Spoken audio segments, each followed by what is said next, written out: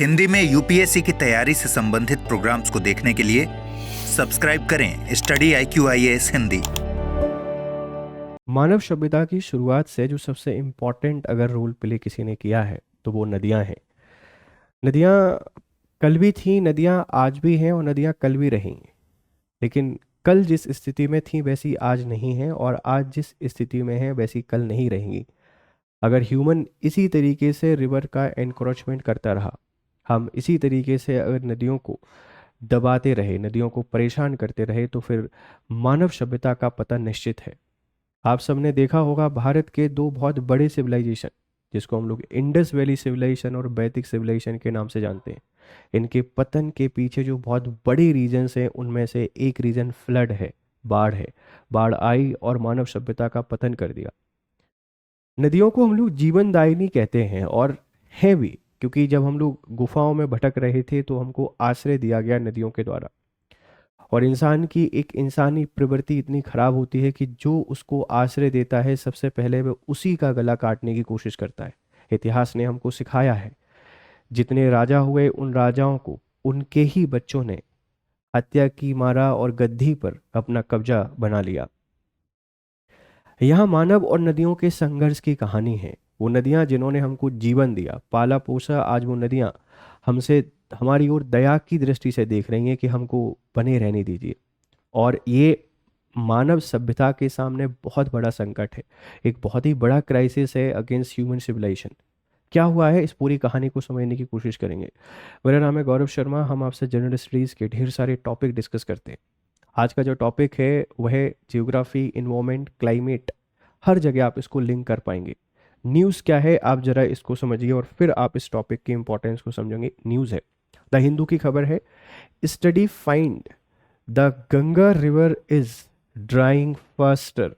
जो गंगा रिवर है is drawing faster then in 1300 years. पिछले 1300 सालों में जितनी तेजी से गंगा नदी नहीं सूखी है उतनी तीव्र गति से सूख रही है ना, सूख रही है गंगा। और गंगा के सूखने का जो मतलब है, आप इस बात को समझने की कोशिश कीजिए कि अगर ये सूख जाएगी तो एक बहुत बड़ा पर्यावरणीय संकट देखने को मिलेगा। हम सब ने सरस्वती नदी के बारे में सिर्फ पढ़ा है कि सरस्वती नदी थी। ऐसा नहीं हो कि आगे आने वाली जो हमारी पीढ़ियां हैं वो इस महान गंगा के बारे में सिर्फ यही पढ़ें कि कोई नदी हुआ करती थी जिसने बहुत बड़े सिविलाइजेशन को बहुत लंबे समय तक पाला। गंगा सिर्फ एक नदी नहीं है हमारे लिए, हम माँ गंगा की तरह इनकी पूजा करते हैं। भारत की लाइफलाइन है। लाइफलाइन होने के साथ में हमारी इकोनॉमी का बेस भी यही है, क्योंकि लगभग 60 करोड़ की जो आबादी है उसका पालन पोषण इसी के द्वारा किया जा रहा है। और कृषि उपलब्धता की बात करें तो पूरे भारत के लिए जो ग्रेन्स है वो गंगा के क्षेत्र में जो उत्पादित होते हैं वो हर जगह यहाँ पर पहुँचते हैं।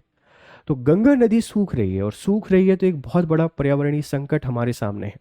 एक और एनवायरमेंटल क्राइसिस का केस हमको देखने को मिल रहा है और इसमें क्लाइमेट चेंज और ह्यूमन एनक्रोचमेंट, ये दो बहुत बड़े फैक्टर हैं। जलवायु परिवर्तन हर किसी चीज को खत्म कर रहा है, उसमें नदियां भी आती हैं। और मानव जिस तरीके से उपभोगवादी बन चुका है कि बस अपना सब कुछ सही होना चाहिए, कल से हमको कोई फर्क नहीं पड़ता, ये खत्म करके रख देगा पूरे पर्यावरण को, पूरे इकोसिस्टम को। हमको सस्टेनेबिलिटी की तरफ जाना पड़ेगा। पर्यावरण, नदी, झील, प्रकृति, इन सब का हमको संरक्षण करना पड़ेगा। आप सबको पता है कि गंगा नदी का जो रीजन है, गंगा एक बहुत ही जो फर्टाइल लैंड है, इस फर्टाइल लैंड को बनाती है। और इस फर्टाइल लैंड के कारण हम कृषि में आत्मनिर्भर हैं। अगर पूरे इस गंगा का जो रीजन है, गंगा का प्लेन है, इसमें खेती होना बंद हो जाए तो एक बहुत बड़ा खाद्य संकट हमको देखने को मिलेगा और हमारी पूरी इकोनॉमी डेंजर और क्राइसिस में चली जाएगी। ये नदी सूख रही है, ये हमको किसने बताया है, इसके कारण क्या है, समाधान क्या है, इसके प्रभाव क्या है, चलिए सबको समझने की कोशिश करते हैं। देखो भाई, हाल ही में IIT गांधीनगर, जो IIT गांधीनगर है इनके द्वारा और इसी के साथ में यूनिवर्सिटी ऑफ एरिजोना के शोधकर्ताओं ने एक अध्ययन में चेतावनी दी है कि गंगा नदी का प्रभाव 1990 के दशक से जिस तेजी से घटा है वैसा पिछले 1300 वर्षों में नहीं देखा गया। मतलब जो गंगा है इसका प्रवाह अब कम हो रहा है। प्रवाह कम होने का मतलब क्या है कि नदी अब सूख रही है, धीरे धीरे ड्राई होती जा रही है, और 1990 के बाद ये बढ़ा है। ये 1990 पे क्यों फोकस कर रहे हैं? 1990 के बाद हमारे यहाँ पर इंडस्ट्रियल रेवोल्यूशन हमको देखने को मिलती है। औद्योगिक क्रांति या औद्योगिक परिवर्तन भारत में यहीं से होते हैं। हम धीरे धीरे धीरे रैपिडली अर्बनाइजेशन की तरफ शिफ्ट होते हैं, और रैपिडली हम कमर्शलाइजेशन का हिस्सा बनते हैं। इस उपभोगवादी संस्कृति ने हर चीज़ को ख़त्म करने में बहुत इंपॉर्टेंट रोल प्ले किया है। तो पिछले 1300 वर्षों में जिस तेजी से गंगा नहीं सूखी है, उतनी तेजी से सूख रही है, इसका प्रभाव कम हो रहा है। मतलब ये सीमित होती जा रही है, और एक दिन ये पूरे तरीके से सीमित हो जाएगी तो बहुत बड़ा खाद्य और जल संकट हमको देखने को मिलेगा। इसी के साथ में पर्यावरण के सामने एक बहुत बड़ा चैलेंज ये खड़ा हो जाएगा, राइट। इसके पीछे के कारण क्या है, इन कारणों को समझने की कोशिश करते हैं, ठीक है। देखो, गंगा नदी लगभग 60 करोड़ 600 मिलियन से अधिक लोगों का जीवन का आधार है। यह केवल जल स्रोत नहीं है, बल्कि दक्षिण एशिया की अर्थव्यवस्था, कृषि और संस्कृति का भी केंद्रीय स्तंभ है। मैं आपसे बोल रहा हूँ कि सिर्फ और ये नदी नहीं है। 60 करोड़ पीपल इस पे डिपेंड करते हैं, आधा भारत इस पे निर्भर करता है। पूरा एग्रीकल्चर, इंडस्ट्री, हाइड्रो इलेक्ट्रिसिटी, इस पे सब कुछ डिपेंड करता है। तो सिर्फ नदी नहीं है, सिर्फ पीने के पानी का स्रोत नहीं है, ये अर्थव्यवस्था का केंद्र है। पूरी इकोनॉमी इस पे चल रही है। और हमारी संस्कृति, कल्चर, भारत में जहाँ से इसकी शुरुआत होती है या जहाँ से इसका संगम होता है, अलकनंदा और भागीरथी 2 नदी की धाराएं, आप सबको पता है कि 2 नदी की धाराएं हैं, एक अलकनंदा है और एक भागीरथी है। अलकनंदा और भागीरथी ये दोनों की दोनों कहाँ पर, जो देव प्रयाग है, इस देव प्रयाग में आके मिलती हैं। और ये देव प्रयाग भारतीय संस्कृति में कितना पवित्र है आप सबको पता है। गंगोत्री यमुनोत्री या गंगोत्री जो ग्लेशियर है, इस गंगोत्री ग्लेशियर से इसका ओरिजिन होता है। हालांकि उत्पत्ति के समय ये गंगा नहीं होती है, ध्यान रखना, उत्पत्ति के समय ये गंगा नहीं है, लेकिन 2 नदियों की धारा है, एक अलकनंदा, एक भागीरथी। देवप्रयाग उत्तराखंड में ये मिलती हैं, और उत्तराखंड में मिलने के बाद फिर ये गंगा के नाम से जानी जाती है, राइट। उसके बाद आप इसको गंगा के नाम से जानते हैं, और गंगा बनने के बाद फिर ये पूरे तरीके से उत्तराखंड से निकल के मैदानी भागों में आती है, उत्तर प्रदेश, झारखंड, बिहार, वेस्ट होते हुए कहाँ चली जाती है, ये बे ऑफ बंगाल में। तो देवप्रयाग है। इसके साथ आप लोग यहाँ पर देखते हैं कि हमारे पास जो नदी के केंद्र है, चाहे भले आप लोग वाराणसी चली जाइए, वाराणसी, या आप लोग चले जाइए हमारा प्रयागराज, ये सब बहुत बड़े आस्था के केंद्र हैं। ये संगम है, प्रयागराज में भी एक संगम है। यहाँ गंगा के साथ में यमुना के साथ में सरस्वती, ये 3 नदियों का संगम हमको देखने को मिलेगा। यमुना जो है, ये यमुना भी काफ़ी इंपॉर्टेंट है, वो भी इसकी ट्रिब्यूटरी है। अगर ये नदी सूख जाएगी तो एक बहुत बड़े जल संकट के साथ में कृषि, अर्थव्यवस्था और संस्कृति का पतन हमको देखने को मिलेगा। तो सिर्फ एक नदी नहीं है, इसकी अपनी एक इंपॉर्टेंस है, इस बात को ध्यान रखिएगा।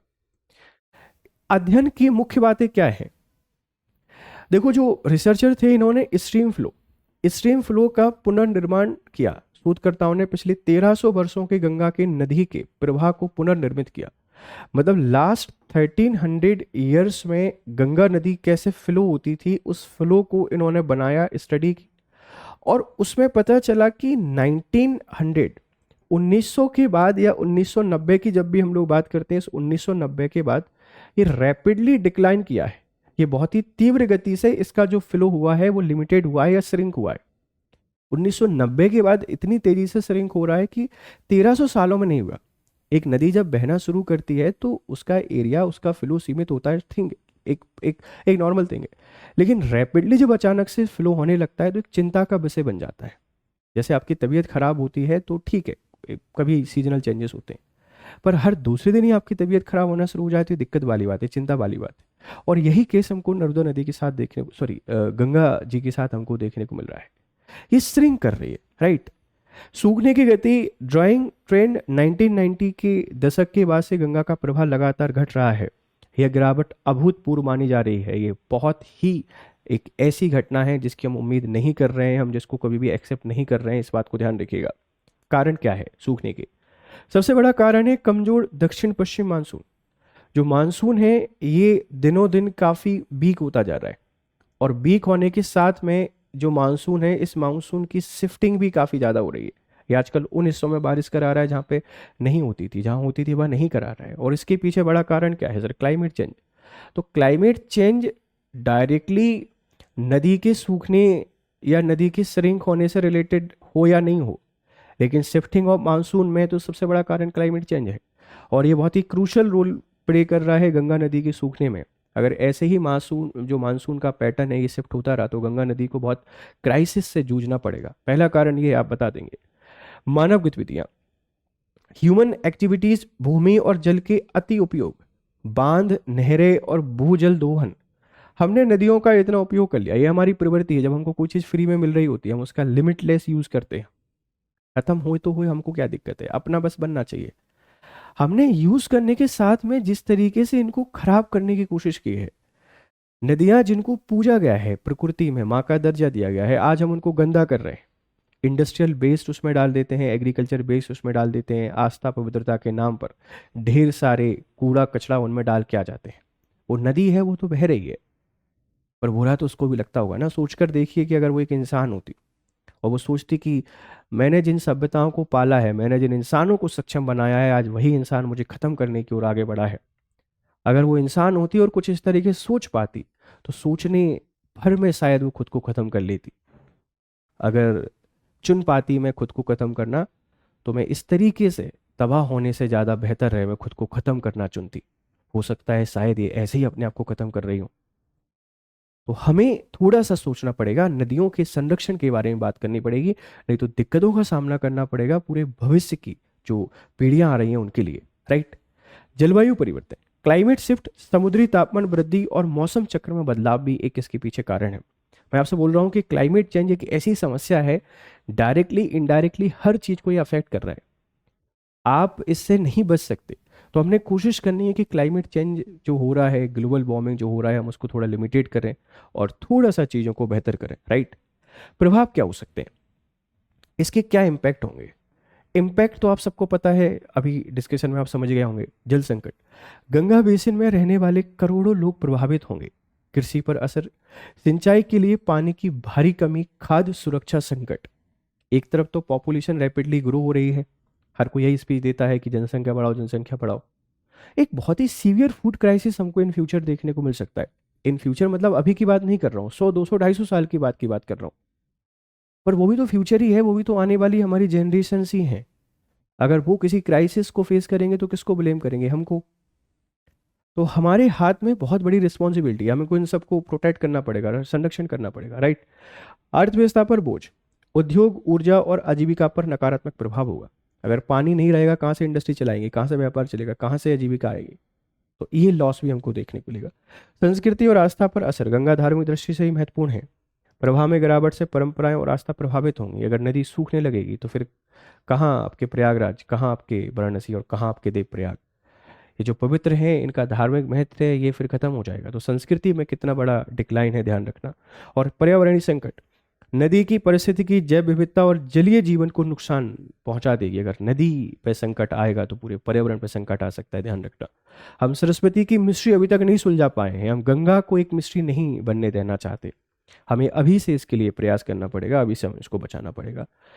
ठीक है। तो अगर इसके कोई समाधान की बात करें सर, क्या समाधान हो सकते हैं? बड़ी सिंपल चीज़ें हैं कि देखो, हमको कोशिश करनी है कि जो एनक्रोचमेंट कर रहा है ह्यूमन, हम इसको रोक सकें। अति दोहन ना करें, एक्सेसिव यूज़ ना करें, जितना लिमिटेड हमारी नीड है उतना ही यूज़ करें। रिसाइकलिंग पे ज़्यादा फोकस करें, नदियों को साफ करें, उनके गाद मलबे को निकालें। एक तो ये बहुत सारी नदियाँ तो जो इलीगल तरीके से सैंड माइनिंग करते हैं ना, उन लोगों ने तबाह की है। उनको सिर्फ और सिर्फ अपने पैसे से मतलब है। रेत निकाल लेते हैं, नदी के पूरे रास्ते तबाह कर देते हैं, नदी खत्म कर देते हैं। देखो, अगर मलबा जहाँ नीडेड है वहां से निकाला जाए, जितना जरूरी है नदी को बचाने के लिए उतना निकाला जाए, बहुत अच्छी चीज़ है। अपने उपयोग के लिए अति दोहन कर देते हैं, वो पूरी नदी के रास्ते को ही खत्म कर देते हैं, और इसके कारण फ्लड और बहुत सारी सबकॉन्सियस हमको देखने को मिलते हैं। राइट।